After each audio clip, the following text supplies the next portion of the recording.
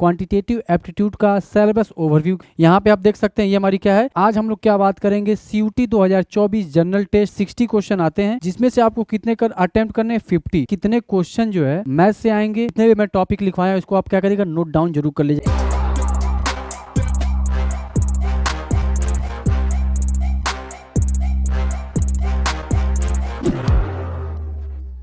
नमस्कार, स्वागत है आप सभी का इस YouTube चैनल पे। आज हम लोग क्या बात करेंगे, सीयूटी 2024 जनरल टेस्ट के क्वांटिटेटिव एप्टीट्यूड का सिलेबस ओवरव्यू के बारे में हम लोग जानेंगे। ठीक है, ये बहुत ही शॉर्ट वीडियो और बहुत ही अच्छा वीडियो है, इसलिए क्योंकि हम लोग जो भी टॉपिक पढ़ने वाले उसके बारे में जानना बहुत ही ज़रूरी है, तो उस टॉपिक के बारे में हम लोग चर्चा करेंगे।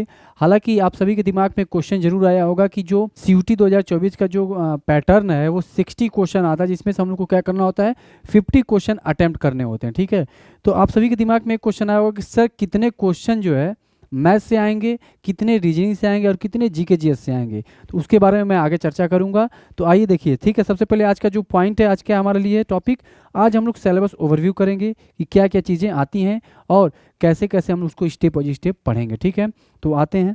पहला जो स्लाइड्स हमारा देखिए क्या है, पहला जो हमारा नंबर सिस्टम है, क्या आएगा, नंबर सिस्टम, उसके बाद फैक्टराइजेशन, फिर पावर, फिर एचसीएफ एंड एलसीएम। सबसे पहले मैं आपको बता दूं कि जो सीयूटी है वो एनटीए के द्वारा कराया जाता है। तो एनटीए क्या कराता है आपको मैं बता दूं, 60 क्वेश्चन आते हैं। ठीक है, ये 60 क्वेश्चन आते हैं, जिसमें से आपको कितने कर अटेम्प्ट करने 50।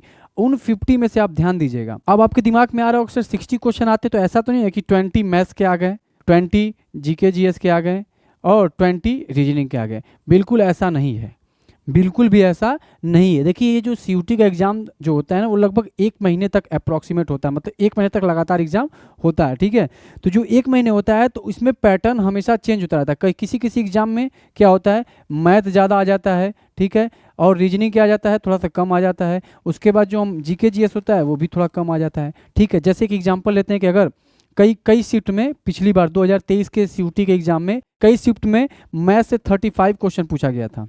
ठीक, उसके बाद रीजनिंग से कितने क्वेश्चन पूछे गए थे, 10 क्वेश्चन पूछे गए थे। उसके बाद जो जीके जीएस था उससे कितने क्वेश्चन पूछे गए थे, 15 क्वेश्चन पूछे गए थे। ठीक है, तो आपको ये बात समझ में आ गई होगी कि ये जो पैटर्न है, ये जो हमारा तरीका है कि कितने क्वेश्चन किस में से आए, अभी हम लोग डिसाइड नहीं कर सकते हैं। इसीलिए हम लोगों को क्या करना होगा, तीनों सब्जेक्ट में, मतलब मैथ, रीजनिंग और जीके जीएस या करंट अफेयर, जितनी भी चीज़ हमको पढ़नी है वो पूरा पढ़ना होगा। लेकिन एक बात ध्यान दीजिएगा, मैथ और रीजनिंग पे ज़्यादा फोकस करिएगा, क्योंकि पिछली बार बच्चों ने काफ़ी मैथ को मतलब हल्के में लिया था, बहुत ज़्यादा हल्के में लिया था।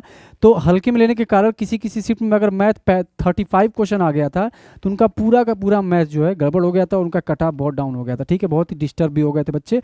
तो मैं आपको बता दूं कि मैथ और रीजनिंग पे आप ज़्यादा थोड़ा फोकस करिएगा। हालांकि तीनों पे फोकस करना ही करना है आपको, इसी वजह से आप तीनों सब्जेक्ट, चारों सब्जेक्ट, जो भी आपको करंट अफेयर हो गया, जनरल साइंस हो गया, जनरल अवेयरनेस हो गया, रीजनिंग हो गया, मैथ्स हो गया, मतलब मैथ्स का मतलब क्वांटिटेटिव एप्टीट्यूड, जिसको हम लोग जनरल एबिलिटी बोलते हैं, जिसको क्वांट मैथ भी बोलते हैं। ठीक है, जिसको तैयारी वाला मैथ भी बोलते हैं, जो आपके एग्जाम में पूछा जाता है, तैयारी को जो भी करते हैं उनकी तैयारी में पूछा जाता है। ठीक है, जनरल मैथ भी उसको कहते हैं। तो हम लोग क्या करेंगे, जनरल मैथ के बारे में थोड़ा पता करेंगे। जो पहली क्लास हमारी है वो जनरल मैथ की सिलेबस ओवरव्यू की क्लास है। ठीक है, तो मैं आज आपको कुछ टॉपिक बताऊंगा जो कि स्टेप बाय स्टेप, लगभग मैं आपको बता दूं 25 से ज़्यादा, 25+ टॉपिक आते हैं, कह सकते हैं कि 25 से ज़्यादा चैप्टर आते हैं। तो कुछ चैप्टर तो ऐसे हैं जो कि बेसिक मैथ में आते हैं। ठीक है, बेसिक मैथ में जो चैप्टर आते हैं उसको भी मैं आपको लेकर के चलूँगा। कोई भी ऐसा कोई टॉपिक जो ऐसा है छोड़ूंगा नहीं, सारे के सारे टॉपिक को क्या किया जाएगा, कवर किया जाएगा। ठीक है, तो इतनी बातें आपको समझ में आ गई कि किसी क्वेश्चन मैथ ज़्यादा पूछ सकता है, किसी में रीजनिंग पूछ सकता है, किसी में जीके जीएस पूछ सकता है। ठीक है, तो इस तरीके से अपनी तैयारी को ज़्यादा सुनिश्चित और मजबूत बनाइएगा, ताकि आप किसी प्रकार का भी पेपर आपका किसी शिफ्ट में हो, किसी डेट को भी हो, आप उसको अच्छे से कर ले जाएँ। ठीक है, तो अब हम लोग आते हैं, सिलेबस ओवरव्यू की बात कर रहे थे तो हम लोग सिलेबस के बारे में पढ़ते हैं। उम्मीद करता हूं कि आपको बात समझ में आ गई होगी और मैथ का कितना इंपॉर्टेंस आप समझ सकते हैं। आप सोचिए कि अगर आपका शिफ्ट है, जब भी नेक्स्ट शिफ्ट होने वाला है, अगर आपके शिफ्ट में अगर 35 मैथ का क्वेश्चन आ गया, तब तो आपका बहुत बढ़िया हो गया। इसलिए बढ़िया होगा क्योंकि आपने मैथ अगर अच्छे से आप पढ़े होंगे तो 35 में से कितना भी अगर मतलब आपका कॉन्सेप्ट गड़बड़ होगा तो आप 30+ क्वेश्चन कर ले जाएंगे, ठीक है। और अगर इस सीरीज को पूरा फॉलो करते हैं, जो मैं पढ़ाऊंगा step wise step, 1 class, 2 class, 3 class, 4 class, आप इसको पूरा फॉलो करते हैं तो मैं आपको पूरा विश्वास दिलाता हूँ कि आप 30 से ज़्यादा क्वेश्चन को क्या कर जाएंगे, सही कर जाएंगे। मतलब 35 अगर क्वेश्चन आ जाता है आपके शिफ्ट में तो आप 30 से ज़्यादा क्वेश्चन को क्या कर ले जाएंगे, सही कर ले जाएंगे, ठीक है। उम्मीद करता हूँ कि बात आपको समझ में आ गई होगी।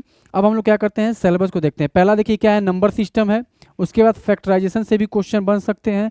उसके बाद तीसरा पावर इंडाइसेस एंड सर्ट, ठीक है, घातांक करड़ी का क्वेश्चन होता है, हिंदी में बोल रहा हूँ। नंबर सिस्टम को क्या बोलते हैं, संख्या पद्धति भी बोलते हैं, ठीक है। उसके बाद एससीएम जिसको हम लोग बोलते हैं लघुत्तम समापवर्त और महत्तम समापवर्त। एलसीएम को लघुत्तम समापवर्तक बोलते हैं और एचसीएफ को क्या बोलते हैं, महत्तम समापवर्तक बोलते हैं। उसके बाद सिंप्लीफिकेशन, सरलीकरण, अप्रॉक्सीमेशन हो गया। उसके बाद अगला जो है रेशियो एंड प्रोपोर्शन से भी क्वेश्चन 1 या 2 मिलते हैं आपको। Fraction and decimal, fraction and decimal से काफ़ी, ये सब समझ लीजिए एक प्रकार से बेसिक मैथ है, ठीक है। और मैं बेसिक मैथ मतलब आपको जीरो से हीरो लेवल तक लेकर जाऊंगा, मतलब आपको जीरो से स्टार्ट करूंगा और अच्छे लेवल तक के क्वेश्चन को करने की मतलब आपको उम्मीद जगाऊंगा कि आप ये क्वेश्चन कर सकते हैं। सबसे पहले आप अपने अंदर कॉन्फिडेंस बिल्ड करिए कि मैथ का डर को क्या करना है, पूरी तरीके से भगाना है और आप अच्छे से अपनी तैयारी को निश्चित करिएगा, सुनिश्चित करिए, ठीक है। उसके बाद देखिए अगला पॉइंट क्या है, अगला जो चैप्टर हमारा आएगा लीनियर इक्वेशन से आएगा, ठीक है, लीनियर रेखीय समीकरण से आएगा। उसके बाद क्वाड्रेटिक इक्वेशन से आ जाएगा, जिसको हम लोग क्या बोलते हैं, द्विघात समीकरण, क्या बोलते हैं, द्विघात समीकरण बोलते हैं, ठीक है। उसके बाद परसेंटेज, प्रतिशत, सिंपल इंटरेस्ट, कंपाउंड इंटरेस्ट, ये सब बहुत इंपॉर्टेंट है। अगर आप परसेंटेज नहीं पढ़े रहेंगे तो सिंपल इंटरेस्ट और कंपाउंड इंटरेस्ट पढ़ने में आपको बहुत ही ज़्यादा दिक्कत का सामना करना पड़ सकता है, ठीक है। इसीलिए टॉपिक आप अच्छे से इसको पढ़ लीजिएगा। अगला टॉपिक देखिए, उसके बाद प्रॉफिट एंड लॉस भी पूछा जाता है, डिस्काउंट पूछा जाता है जिसको हम लोग बट्टा बोलते हैं, ठीक है। प्रॉफिट एंड लॉस को क्या बोलते हैं, लाभ एंड हानि बोलते हैं, लाभ और हानि, ठीक है, हिंदी में। उसके बाद एवरेज को हम लोग क्या बोलते हैं, औसत। Age relation problem, age relation problem से पिछली बार हर शिफ्ट में 1-2 क्वेश्चन पूछ दिया गया था, ठीक है। हर शिफ्ट का नहीं कहा जाएगा लेकिन क्वेश्चन पूछे गए थे, ठीक है। उसके बाद इसमें रीजनिंग में भी आता है, ये रीजनिंग में भी थोड़ा क्वेश्चन आ जाते हैं, ठीक। उसके बाद देखिए पार्टनरशिप, उसके बाद मिक्सचर एंड एलिगेशन, टाइम, समय और कार्य, समय और कार्य पे भी क्वेश्चन पूछे जाते हैं, बहुत इंपॉर्टेंट टॉपिक है। उसके बाद पाइप एंड सिस्टर्न हो गया, टाइम, स्पीड एंड डिस्टेंस हो गया। Train based problem, train based problem मतलब स्पीड, डिस्टेंस एंड टाइम से रिलेटेड होता है। 2 ट्रेनें चल रही हैं एक दिशा में, 2 ट्रेनें अपोजिट दिशा में चल रही हैं, ठीक है। तो ऐसे क्वेश्चन इस पे बनते हैं। मैं स्टेप बाय स्टेप जब मैं आपको लेके चलूंगा तो ये सारे टॉपिक को एक मतलब आपको क्या मैं पहले बता चुका हूँ। इससे पहली बार जो मेरी वीडियो बनी है मतलब सीयूटी के बारे में मैंने डिटेल्ड आपको बताया है कि सीयूटी क्या होता है, ठीक है। वो जाकर के आप देखिएगा, उसका मैं प्लेलिस्ट बना दिया हूँ, उसका लिंक भी डिस्क्रिप्शन में आपको मिल जाएगा, उसको जाकर आप देखिएगा, वॉच करिएगा कि सीयूटी क्या है, कैसे तैयारी करना है। उसके बाद देखिए अगला पॉइंट अलजेब्रा है। हम लोग का जो तरीका, हम लोग को तैयारी कैसे करना है, जितने भी मैं टॉपिक लिखवा रहा हूँ, अगर कोई टॉपिक छूट गया, अगर लगता है कि सर आप इस टॉपिक को भूल गए हैं तो कमेंट बॉक्स में कमेंट जरूर करिएगा, मैं उस टॉपिक को भी जरूर कवर करूँगा, ठीक है। जरूर उसको मैं कवर करूँगा और आपके कमेंट को समझूंगा, ठीक है।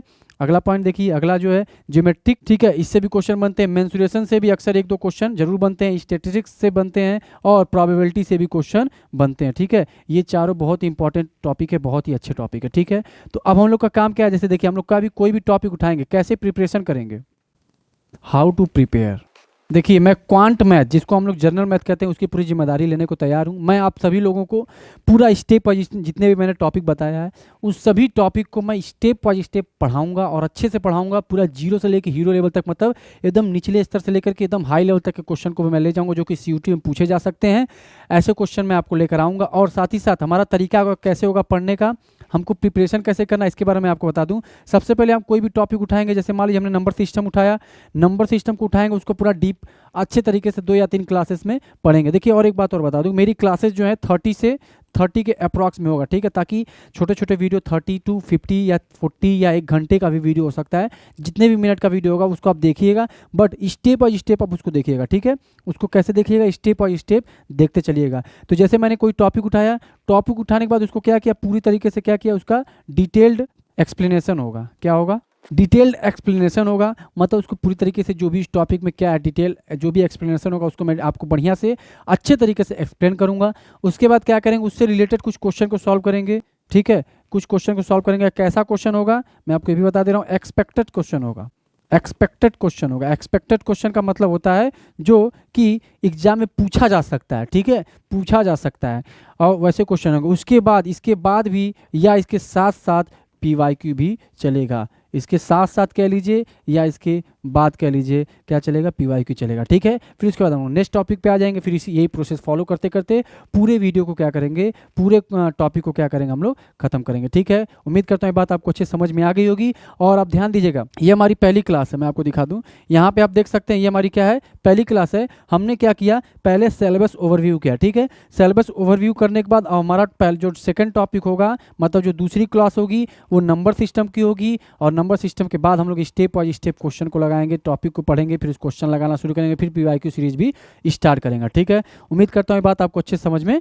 आ गई होगी। ठीक है, इसी बात के साथ ये आप अपना, और एक बात और, आप लोग सभी लोग क्या कीजिएगा, इस जितने भी मैं टॉपिक लिखवाया इसको आप क्या करिएगा, नोट डाउन जरूर कर लीजिए अपने कॉपी में कि हमको क्या क्या पढ़ना है। और अगर आपको लगता है कि कोई टॉपिक सर के द्वारा छूट गया है या कुछ बचा हुआ है तो उसको भी जरूर कमेंट बॉक्स में कमेंट जरूर करिएगा। चलिए ठीक है, इसी वीडियो के साथ देखिए आप सभी के लिए एक बहुत ही बेहतरीन थॉट आया है। क्या थॉट है, स्वामी विवेकानंद जी के द्वारा। स्वामी विवेकानंद जी बहुत ही एक महान संत कहा जा सकता है, बहुत ही क्रांतिकारी व्यक्तियों में नाम इनका लिया जाता है। देखिए क्या है, उठो जागो और तब तक नहीं रुको जब तक कि लक्ष्य की प्राप्ति ना हो जाए। ठीक है, मतलब आप सभी लोग अपनी कमर को कस लीजिए और उठ जाइए, और तब तक मत रुकिए जब तक कि अपने लक्ष्य की प्राप्ति ना हो जाए। आपका लक्ष्य क्या है, एक अच्छे डिग्री कॉलेज या अच्छे यूनिवर्सिटी में एडमिशन लेना, तो अपनी तैयारी शुरू कर लीजिए। मैं आप सभी के लिए क्वांट मैथ लेकर आया हूं और स्टेप बाय स्टेप मैं आपको पढ़ाना शुरू कर दूंगा। ठीक है, तो उम्मीद करता हूं आपको अच्छे समझ में आ गया होगा। इन्हीं बातों के साथ मैं वीडियो को क्या करता हूं, समाप्त करता हूं। और आप सभी को बहुत बहुत धन्यवाद, थैंक यू सो मच। और इस वीडियो को लाइक शेयर एंड सब्सक्राइब जरूर कर दीजिएगा, अपने दोस्त मित्र सर्कल में शेयर जरूर करिएगा। Thank you.